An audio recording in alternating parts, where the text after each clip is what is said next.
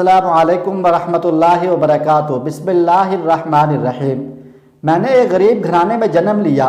والد صاحب نے محنت مزدوری کر کے ہم کو پالا پوسا اور پروان چڑھایا۔ انہوں نے مٹی ڈھوئی، سیمنٹ بھری تغاریاں سر پر اٹھا کر لوگوں کی رہائش گاہیں تعمیر کرائیں، لیکن ہم بچوں کو محنت کی چکی میں نہ پسنے دیا بلکہ اسکول میں داخل کرا دیا۔ بے شک ہم سرکاری اسکول میں پڑھتے تھے، مگر والد ہم پر کڑی نظر رکھتے۔ وہ چاہتے تھے کہ پڑھ لکھ کر کچھ بن جائیں اور بڑے ہو کر ہم کو مشقت نہ کرنی پڑے جو ہمارے والدین نے کی تھی۔ میری ماں سلائی میں طاق تھی، سارا دن مشین پر لوگوں کے کپڑے سیتیں، اور والد تمام دن مکانوں کی تعمیر میں پتھر اور مٹی کے گارے کی تغاریاں ڈھوتے تھے۔ ہمارا گھر اپنا تھا، دیہات میں رہتے تھے اور ذمہ دار کی عنایت سے ایک چھوٹا سا کچا گھر بنایا ہوا تھا۔ ذمہ دار کی مرضی کہ جب چاہتا ہم کو بے دخل کر دیتا۔ ہر وقت اسی بات کا دھڑکا لگا رہتا تھا، اس لیے جب بھی ذمہ دار کے گھر کہ میں کوئی گھریلو کام کاج کی خاطر امی کو بلواتی، وہ انکار نہ کرتی بلکہ دوڑی چلی جاتی کہ انکار کی گنجائش نہ تھی۔ ایسا ہی حال ابا کا تھا۔ جب مالک کا بلاوا آتا وہ سارے کام کاج چھوڑ کر ان کی خدمت میں حاضر ہو جاتے۔ ہم دو ہی بہن بھائی تھے۔ آسم مجھ سے 3 سال بڑا تھا۔ وہ ذمہ دار کے لڑکوں کے ٹھاٹ باٹ دیکھ کر حسرت بھری نگاہوں سے ان کو تکتا رہتا۔ گھر آ کر ماں سے کہتا، ماں کاش ہم بھی ذمہ دار ہوتے، کاش ہمارے پاس بھی دولت ہوتی۔ تب امی جان اس کو سمجھاتی، بیٹے اگر ہمارے پاس زمین نہیں ہے، عقل تو ہے، ہاتھ پیر بھی سلامت ہیں، اگر تم ہمت سے کام لو اور دل لگا کر پڑھو تو علم ہی ایک ایسی دولت ہے جس کے ذریعے غربت کو شکست دی جا سکتی ہے۔ ماں 8 جماعت پاس تھی، کیونکہ آج بھی دیہاتی سرکاری اسکول مڈل تک ہی ہیں۔ غریبوں کے بچے اس وجہ سے اعلیٰ تعلیم سے محروم رہ جاتے ہیں کہ وہ شہر جا کر تعلیم حاصل نہیں کر سکتے۔ والد صاحب کو گاؤں میں مزدوری نہ ملتی تو وہ شہر چلے جاتے تھے۔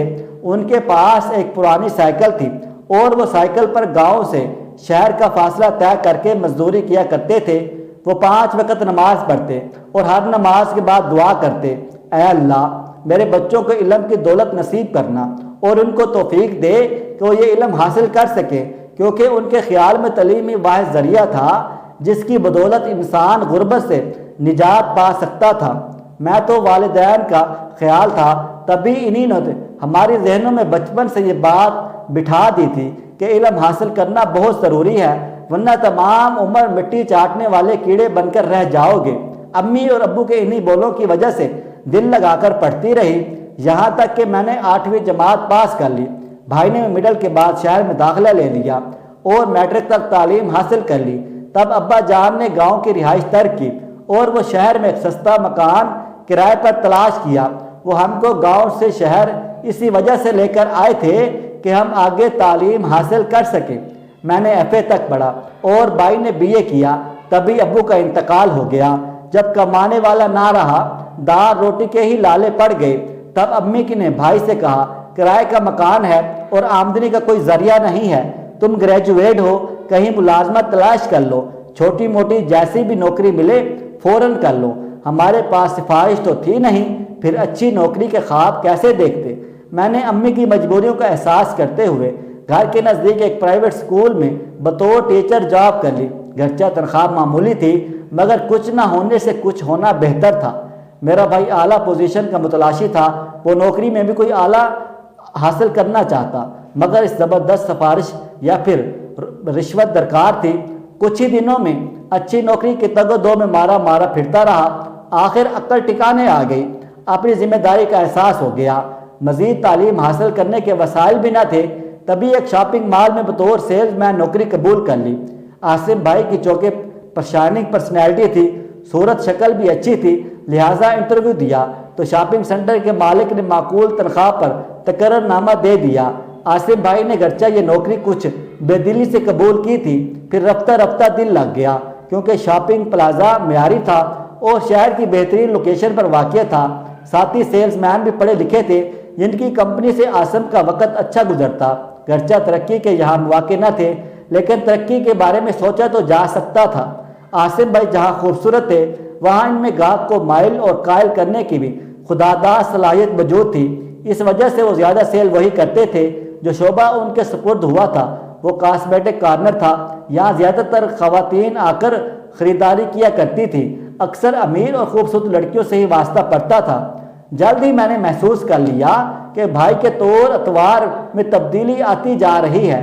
ہمارا گھرانہ مذہبی تھا، ہم سب 5 وقت کی نمازیں پڑھتے اور سادہ زندگی بسر کرنے کے عادی تھے، مگر عاصم بھائی نے ان دنوں پابندی سے نہ صرف نماز پڑھنا ترک کر دی بلکہ وہ شوق اور فیشنیبل لباس پہننے لگے۔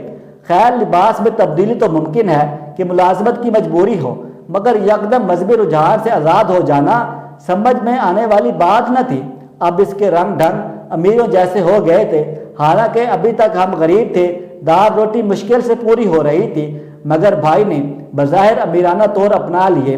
غالباً ان کا واسطہ ہر وقت امیر گھرانوں کے افراد سے رہتا تھا اور یہ تبدیلی اسی سبب تھی۔ بھائی نے پہلے کبھی ایسی باتیں نہیں تھیں کہ وہ راتوں رات کسی طرح امیر ہو جائے، مگر اب وہ بہت زیادہ اونچے خواب دیکھنے لگا تھا۔ ہر دم کہتا تھا کہ میں چاہتا ہوں کہ کوئی ایسا چھکا لگے کہ دنوں میں لکھ پتی ہو جاؤں، مگر کیسے؟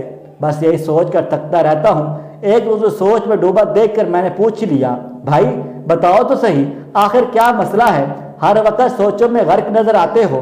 کہنے لگا، آپی سچ کہوں تو میں دن رات دولت مند ہونے کے خواب دیکھتا ہوں۔ رگوں میں شریف ماں باپ کا خون ہے، اس لیے برائی سے دولت حاصل کرنے کا حوصلہ نہیں ہے۔ ہاں، ایک طریقہ ہے، کسی امیر لڑکی کو اپنی طرف راغب کر لوں اور وہ مجھ سے محبت کرنے لگے تو اس کے ساتھ شادی کر کے میں امیر کبیر بن سکتا ہوں۔ میں نے کہا، میرے بھائی ایسی سوچوں کو خدا حافظ کہو اور اپنی کھال میں رہو۔ دولت اس طرح نہیں ملتی، وہ محنت سے ملتی ہے۔ محنت کیے جاؤ، آخر کبھی نہ کبھی اللہ تعالیٰ تم پر مہربان ہو ہی جائے گا۔ بھائی جہاں ملازم تھے اس شاپنگ سینٹر پر زیادہ تر امیر طبقے کی لڑکیاں آیا کرتی تھیں۔ بھائی نے جانے کب کی پلاننگ کی ہوئی تھی۔ آخر ایک روز ایک معمولی صورت لڑکی پر ان کی نگاہ ٹھہر گئی۔ وہ اکثر آتی، مہنگی پرفیومز اور بیرون ملک کی قیمتی مصنوعات خریدتی۔ اس کے اندازے خریداری نے واضح کر دیا کہ وہ بہت مالدار ہے۔ بڑی سی گاڑی میں آتی تھی اور ہر بار نہایت قیمتی مد و لباس زیب و تن کیا ہوتا۔ لگتا کہ کروڑ پتی باپ کی اکلوتی بیٹی ہے جس کو روپے پیسے کی کوئی پرواہ نہیں۔ باتوں باتوں میں اس نے بتا دیا شاپنگ کرنا اس کا محبوب مشغلہ ہے اور وہ والدین کی اکلوتی ہے۔ باپ ایک بہت بڑا بزنس مین ہے۔ بھائی نے بے طریقے سے اس کے ساتھ دوستانہ ماحول بنا لیا۔ وہ شاپنگ کے ساتھ ساتھ اب عاصم سے کچھ دیر ادھر ادھر کی گفتگو بھی کر لیتی، لیکن اس گفتگو بےحد بے اثر ہوتی۔ دولت مند ہونے کے سوا اس لڑکی میں دوسری کوئی کشش والی خوبی تھی ہی نہیں۔ گئی گزری صورت کے ساتھ ساتھ عجب انوکھے ڈیزائن کے لباس اسے پسند آتے جو قیمتی ضرور ہوتے مگر اس کے سراپے پر بدنما ہی لگتے۔ عاصم کی اس غیر معمولی توجہ دینی شروع کر دی۔ جلد ہی یہ لڑکی بھائی کی جانب مائل ہو گئی۔ اب وہ خاص عاصم کی خاطر وہاں آتی۔ عاصم کی پلاننگ رنگ لے آئی۔ بات بڑھتے بڑھتے محبت کے موڑ تک آ گئی۔ عاصم نے اس سے محبت وغیرہ خاک نہ تھی، لیکن وہ اپنے مشن میں کامیابی حاصل کرنے کے لیے اسی جھوٹی محبت کا یقین دلانا ہی تھا۔ اس کا نام روبینہ تھا، روبی نک نیم تھا۔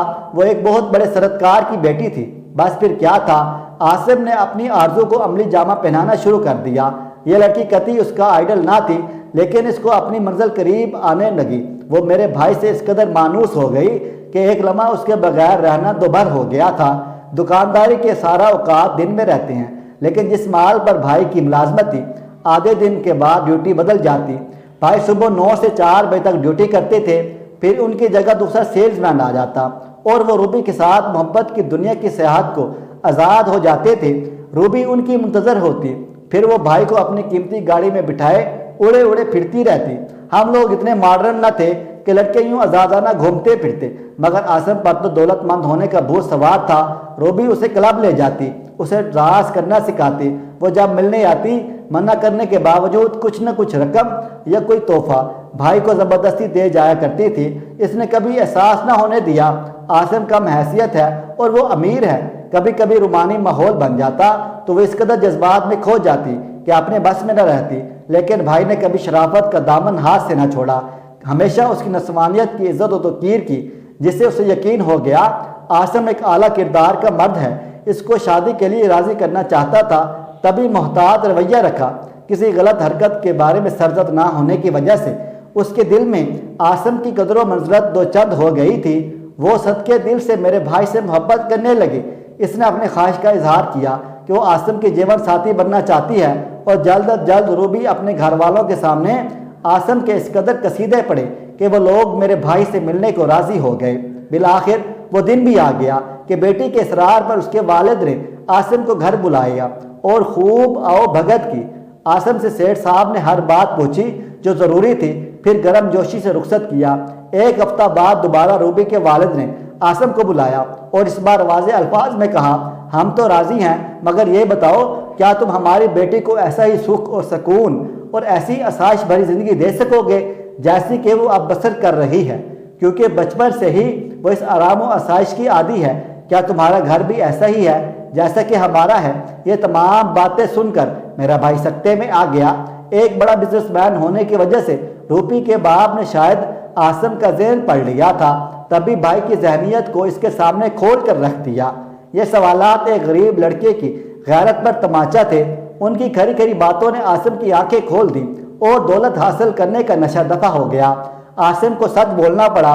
उसने कहा, अंकल ये तमाम आसाइशें आपकी बेटी को मुहैया करना मेरे बस की बात नहीं है। मैं तो एक शॉपिंग मॉल पर मामूली मुलाजमत करता हूँ। मेरी पूरे माह की तनख्वाह आपकी बेटी के लिए एक दिन के पेट्रोल का खर्चा है। मैं आपकी बेटी को कुछ नहीं दे सकता, न कोठी, न कार और ना ही नौकर चाकर। हत्ता के बनाओ शिकार के सामान के लिए चंद रुपये भी मेरे पास नहीं हैं, क्योंकि मेरी तनख्वाह से मकान का किराया कटने के बाद हमारी दाल रोटी पूरी हो जाती है। तो फिर क्या सोच कर तुम यहाँ आए थे? मैं खुद नहीं आया, आपकी बेटी ने मुझसे शादी के लिए इसरार किया है, वरना मेरी क्या जुर्रत। ये बात आप अपनी बेटी से पूछ लें। उस बिजनेसमैन ने थोड़ी देर सोचने के बाद कहा, ठीक है, ऊंचे ख्वाब देखने में कोई हर्ज नहीं, ये इंसान में तरक्की की उमंग पैदा करते हैं, मगर ज़्यादा का हो जाना लालच हुआ करता है और लालची इंसान को कोई भी अपनी बेटी का रिश्ता देना पसंद नहीं करता। मैं तुम जैसे को दामाद बनाने के बारे में सोच भी नहीं सकता, मगर मेरी बेटी ने तुमको पसंद किया है, जो कि मुझे इस दुनिया में सबसे ज़्यादा अजीज़ है। मैं इसी वजह से बेबस और मजबूर हूँ और तुम्हें ठुकरा कर उसकी नज़रों में मुजरिम नहीं बनना चाहता। अलबत्ता मैं उसे एक सबक ज़रूर देना चाहता हूँ, और वो ये कि मैं इसको अपनी जायदाद से महरूम कर दूँगा, इसको एक जोड़े में रुखसत कर दूँगा और फूटी कोड़ी भी न दूंगा।